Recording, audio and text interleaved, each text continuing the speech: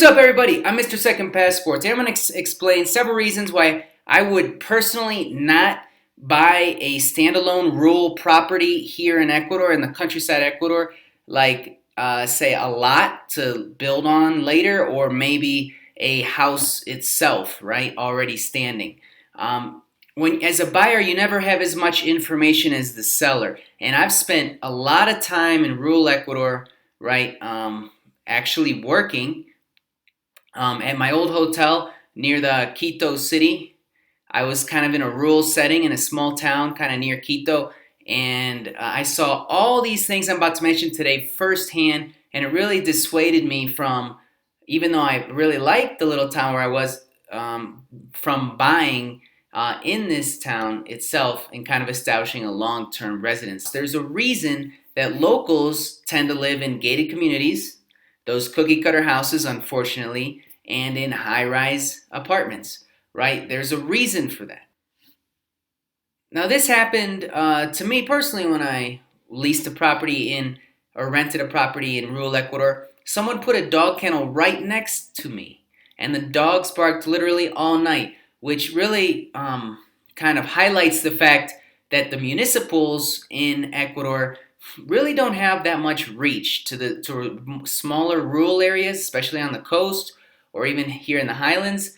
It's hard. You can file complaints all you want, but sometimes it can take months or years for them to even get to it, right? And actually take action is even tougher.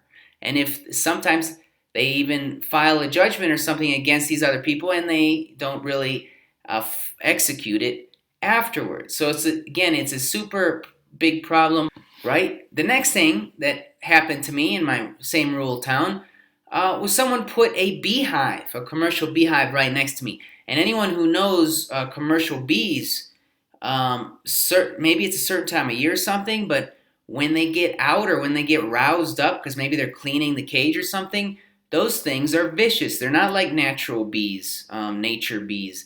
They're different. They come after you. They try to get in your mouth, right? And imagine trying to live next to that. Well, that happened to me. This is something that just happened yesterday, where I'm at.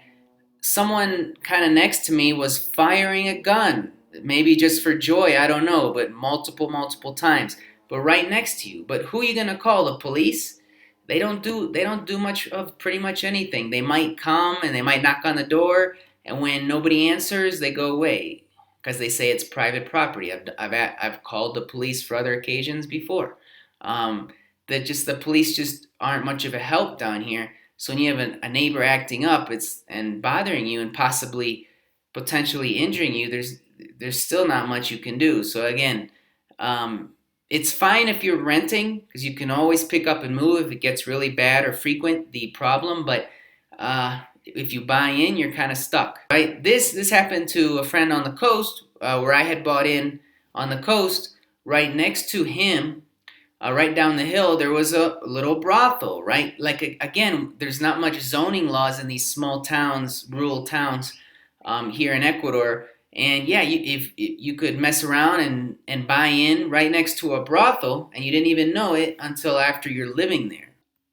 This container stacking, this happened to a friend of mine. It's just starting to become a little popular in Ecuador to kind of buy these containers and live in them. And then what happened here is they kind of their neighbor was stacking up containers, and people were living in them right next to their house, right on the other side of their wall. And now they can look down at them pretty much whenever they want. I've personally seen this happen as well, where right next to someone I know here in the small town where I'm at, they began a manure distribution massive machine, right? So they bring in these truckloads of chicken manure and dump them, and then people would come and buy the chicken manure by the sack. And that stuff smells on certain days, and if the wind's right, do you really want to live next to something like that? Right? So again, if you rent, it's okay. Hey, here are the keys. See, I'm out. But if you buy, you're kind of stuck. Or roof dogs, right? Ecuadorians love to put their poor dog on the roof, right? And they're out in the elements all day, all night, up on the roof all day, all night. That's where they defecate, right? And all that. And They just bark at everything that goes by, including every time you walk in your house or walk out, they're going to bark at you. Is that really something you want to live next to? This is a situation of a wealthier Ecuadorian friend of mine right now. They have a really nice hacienda right on the outskirts of Quito, but they're kind of forced to live there now. But they'd rather be in the city. But they kind of forced to live there because if they don't really want to rent it to anyone, right? And they don't want to leave the place vacant, right? So they're kind of like chained to this property now, and they can't leave it because if they do, it's going to get robbed, and it has been before, right? So a standalone house, even though it has a camera system and maybe even a big wall and an electric fence on top of that, it's still not enough. It wasn't enough for this particular couple I know, and they still got robbed, right? I've also seen this happen to myself and also multiple people when, like, there's not really laws against selling liquor in Ecuador. Pretty much anyone can do it. You buy beer and you sell it, right? All the smallest of small tiendas will sell you a beer. And here in Ecuador, the tienda meaning like little convenience store, mom and pop in the street.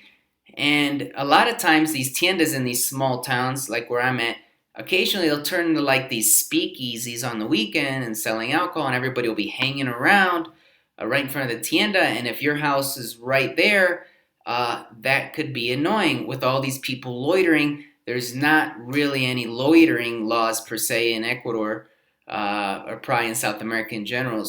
And the last one you might laugh at, but it's a super common one that I've seen happen to other people, probably including myself as well now I think about it. But you buy in and then someone puts a traffic bump right in front of your house, and every truck, every car has to squeal their brakes in order to stop and go over the bump.